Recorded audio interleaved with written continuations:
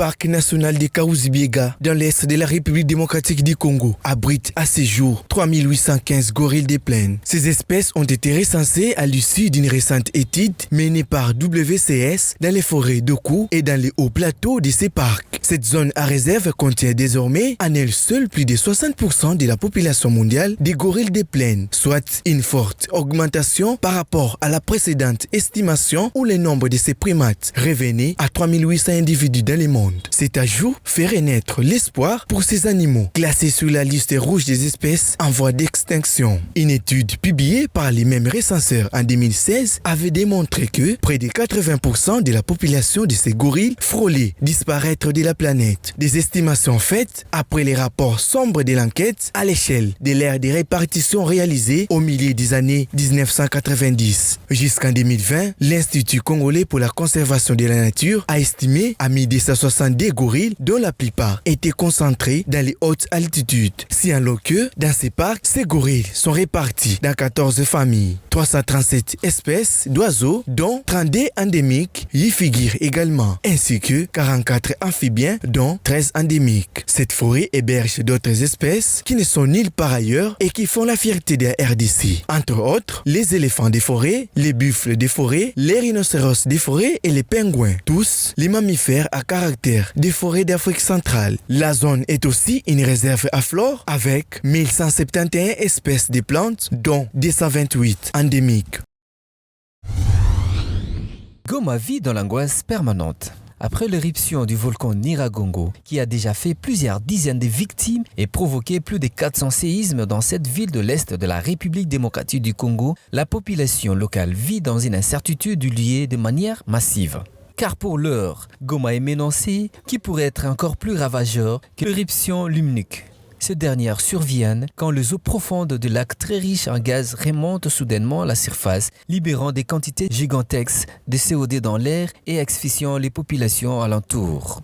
Ce type de catastrophe rare a déjà frappé le Cameroun en 1986 où le retournement du lac Nyos avait en son temps tué près de 1800 habitants et décimé plusieurs milliers de têtes de bétail. Des scénarios envisagés par les experts après l'éruption du volcan Nyiragongo, c'est de loin plus sombre. Mais a priori, pas le prix probable, rassure le volcanologue de l'Observatoire volcanologique de Goma. Actuellement, le coulées du volcan ont cessé. En revanche, les magmas qui les a provoqués est en train de se propager sous terre à une profondeur estimée à 0,4 km au-dessus du niveau de la mer.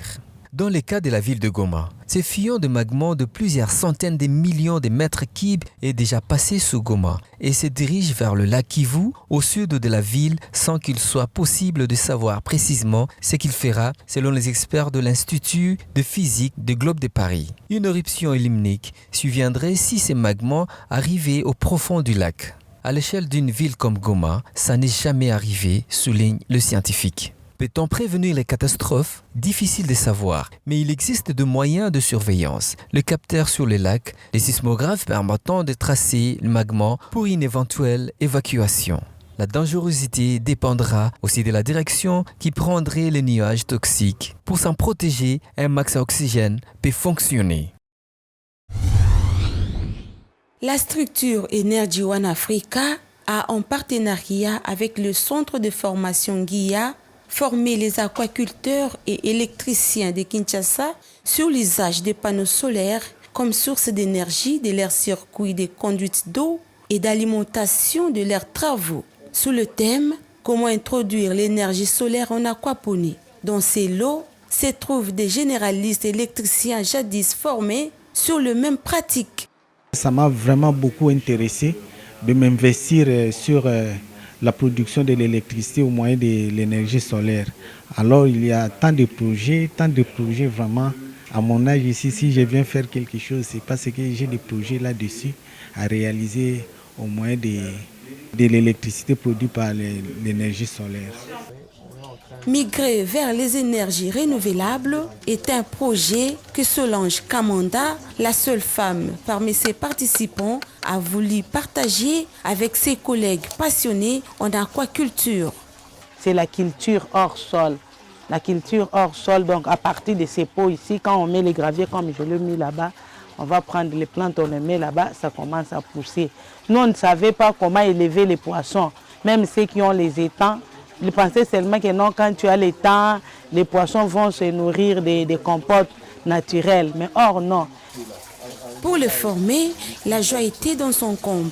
Ils ont avoué que ce nouveau système va également à la rencontre des objectifs de développement durable. Il leur permettra d'oublier le problème des coupures répétitives du courant. Après avoir fait toute cette opération, on peut vendre les poissons, on peut vendre aussi les légumes que vous plantez. Ça, ce sont des avantages pour un développement, disons. Le soleil est à l'origine de la plupart des énergies sur la Terre, à l'exception de l'énergie nucléaire et de la géothermie profonde. Cette énergie de la fraction d'électromagnétique du soleil se voit pratique et simple pour impacter positivement les activités agro-piscicoles. À plus de 2 degrés Celsius, 80 millions de personnes de plus pourraient être menacées de famine d'ici à 2050 à raison du manque d'eau, de la multiplication des événements météo extrêmes, ont alerté les experts du GIEC au cours d'une étude qu'ils ont eu à publier récemment. La synthèse de ce 6e rapport d'évaluation est le fruit de la collaboration de plus de 700 chercheurs du monde. Ces mises en garde figurent dans les projets du rapport d'un des 3 groupes de travail du GIEC dont les milliers de pages des travaux seront officiellement rendus publics dans les jours à venir. Ces experts du GIEC admettent que les objectifs fixés par l'accord de Paris en 2015 sont insuffisants. Dépassant plus de 1,5 degrés Celsius, des conséquences graves pourraient déjà être enregistrées. Dans les villes par exemple, 350 millions d'habitants supplémentaires seront exposés aux pénuries d'eau. En croire ces rapports, cette situation va entraîner l'augmentation de la fréquence des mauvaises récoltes ou encore de la pression sur les terres cultivées. La publication sonne comme un retentissant rappel à l'ordre à l'heure où les négociations internationales sur le climat reprennent progressivement. Les discussions préparatoires à la COP26 qui se tiendra à Glasgow à l'automne se sont en effet achevées la semaine dernière sans grande avancée. Les députés provinciaux du Sud Kivu ont déclaré recevables les projets des dits portant sur la gestion et la conservation des zones humides en province du Sud Kivu. L'ancien président de la commission environnement à l'Assemblée provinciale du Sud Kivu, le député David Moubalama, a motivé cet édit par une mauvaise gestion des zones humides dans la province. Ces zones dont il s'agit sont les cours d'eau, des lacs et rivières qui sont la plupart mal conservés d'après l'initiateur au moment où il y a des eaux thermales qui sont très importantes. Dans d'autres pays comme le Kenya par exemple, les eaux thermales sont des lieux touristiques, mais également, une fois bien rentabilisées, elles peuvent générer des recettes qui peuvent bien gérer tout un pays. À travers ces eaux, le Kenya a généré 360 MW de courant électrique. Avec les parcs nationaux de Kahuzi-Biega, les réserves naturelles du Tomboué, de Luama et d'Ngandia, tandis que d'autres cours d'eau et rivières, l'initiateur de cet édit pense trouver un moyen de booster l'économie de la province grâce à la nouvelle gestion des zones humides. La province de Sud Kivu fait partie de celles ayant plusieurs zones humides en RDC, avec notamment 2 lacs, dont lac Kivu et Tanganyika, des rivières Ruzizi, les parcs nationaux de Kahuzi-Biega et tant d'autres. Cet édit sur la gestion et la conservation des zones humides a fait la lutte depuis plusieurs années de la société civile environnementale et d'autres défenseurs de la nature. Après la catastrophe naturelle causée par l'éruption du volcan Nyiragongo, l'Institut congolais pour la conservation de la nature ICCN a manifesté son engagement à redonner de l'eau aux habitants de cette ville du pays.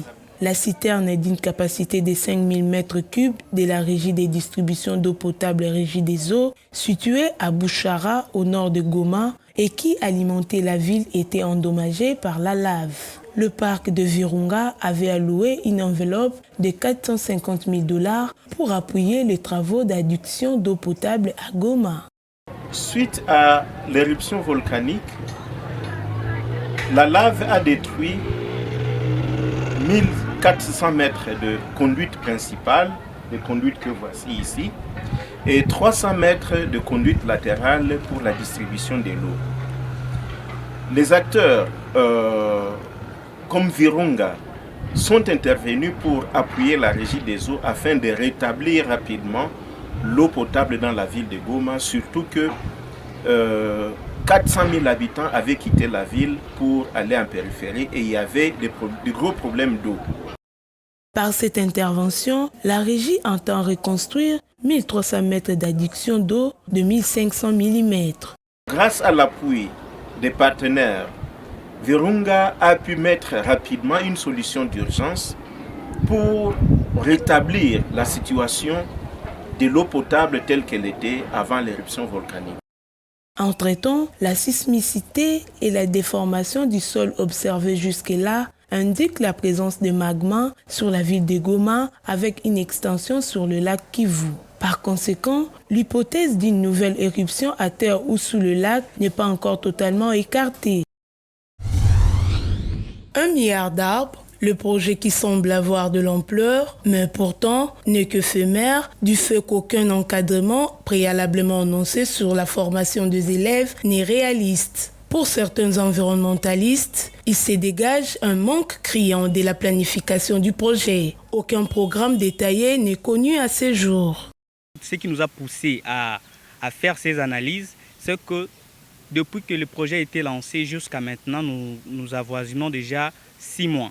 Et donc, il est difficile aujourd'hui de savoir le nombre d'arbres déjà plantés qui suivent l'évolution de ces arbres. Parce que vous devez savoir que planter un arbre est une chose et l'arroser, suivre son évolution, l'entretien en est une autre. Lors de la 44e réunion du Conseil des ministres, il a été décidé que le projet couvrira une période de 3 ans correspondant à 1095 jours. À ce jour, il va falloir comptabiliser le nombre d'arbres déjà plantés afin d'avancer le chiffre. Se basant sur certaines études, nous nous sommes rendus compte que le projet 1 milliard d'arbres pourra nous aider à séquestrer à peu près 166 millions de tonnes de carbone. C'est énorme. Et c'est important. En termes de rentabilité, croyez-moi, chers Congolais et Congolaises, c'est un grand projet que nous devons soutenir parce que ça pourra nous ramener quelques sommes pour essayer de soutenir tant soit peu nos budgets. Étant donné que le projet 1 milliard d'arbres s'étend sur les 26 provinces de la RDC, ces scientifiques recommandent aux initiateurs du projet d'organiser un challenge dans l'exécution du projet dans ces provinces, à l'issue duquel un prix sera décerné aux provinces les plus performantes. Ceci permettra une bonne évaluation du projet à mi-parcours. Nous avons suggéré qu'il y ait du sérieux, qu'on mette un budget conséquent. Nous avons aussi proposé que l'on puisse mettre un budget conséquent, qu'on puisse surtout dans la planification souligner que chaque province aura autant d'arbres à planter. En dehors du milieu scolaire, ces passionnés de l'environnement sollicitent que soient créés des sites appropriés pour la plantation d'arbres dans les différentes provinces qui seront bien surveillées par une équipe à mettre en place. Vu l'ampleur du projet, l'élargissement de la main-d'œuvre pour plus d'efficacité et un budget conséquent réparti clairement en fonction d'activités à réaliser doivent impérativement être mis en place pour que le pays assiste à la réussite de ce projet.